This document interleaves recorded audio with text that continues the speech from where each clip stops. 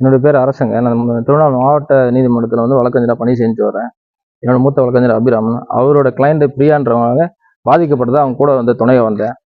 துணைக்கு வந்து எஸ்ஐ கிட்ட புகார் கொடுத்துட்டு both party hospital admit sir, நீங்கள் நடவடிக்கை எடுக்க தான் 2 பக்கம் எடுங்க, எங்கள் கிளைண்ட்டுக்கு அடிபட்டிருக்கு, எலும்பு ஏற்பட்டிருக்குன்னு சொன்னேன்.